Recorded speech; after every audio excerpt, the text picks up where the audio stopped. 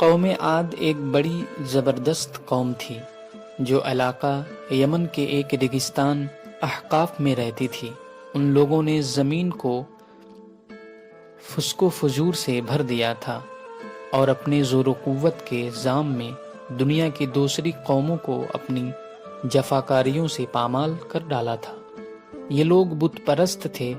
اللہ تعالیٰ نے ان کی ہدایت کے لیے حضرت ہود علیہ السلام کو مبعوث فرمایا۔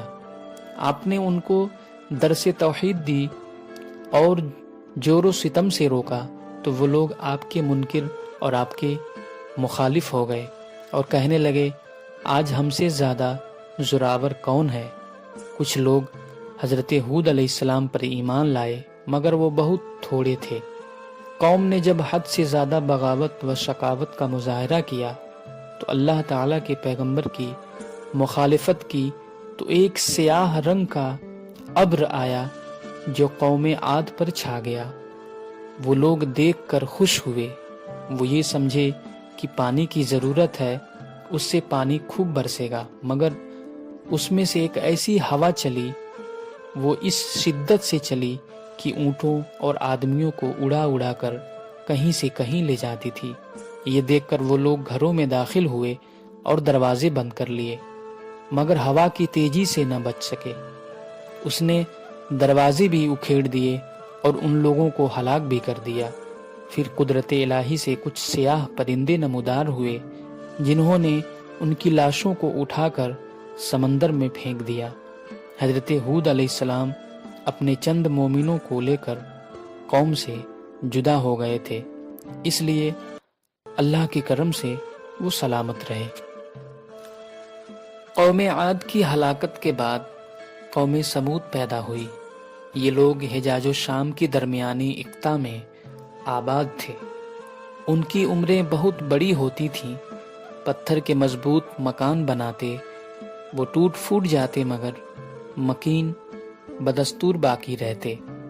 جب اس قوم نے بھی اللہ کی نافرمانی شروع کی تو اللہ تعالیٰ نے ان کی ہدایت کے لیے حضرت صالح علیہ السلام کو مبعوث فرمایا۔ قوم نے انکار کرنا شروع کیا۔ بعض غریب لوگ آپ پر ایمان لے آئے۔ ان لوگوں کا سال کے بعد ایک ایسا دن آتا تھا جس میں یہ میلے کے طور پر عید منایا کرتے تھے۔ اس میں دور دور سے آ کر لوگ شریک ہوتے۔ یہ میلے کا دن آیا تو لوگوں نے حضرت صالح علیہ السلام کو بھی اس میلے میں بلایا۔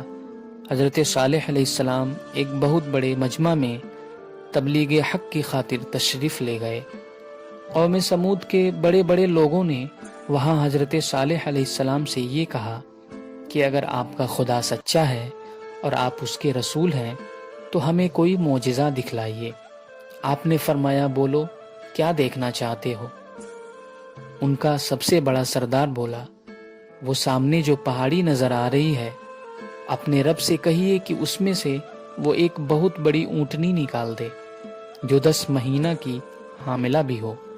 حضرت صالح علیہ السلام نے اس پہاڑی کے قریب آ کر 2 رکعت نماز ادا کی اور دعا کی تو وہ پہاڑی لرزنے لگی اور تھوڑی دیر کے بعد وہ پہاڑی شک ہوئی، چاک ہوئی اور اس میں سے سب کے سامنے ایک اونٹنی نکلی جو حاملہ تھی، اور پھر اس نے اسی وقت بچہ بھی جنا۔ اس واقعہ سے قوم میں ایک حیرت پیدا ہوئی۔ سب حیران و پریشان ہوئے، لیکن کچھ لوگ مسلمان ہوئے اور بہت سے اپنے کفر پر ہی قائم رہے۔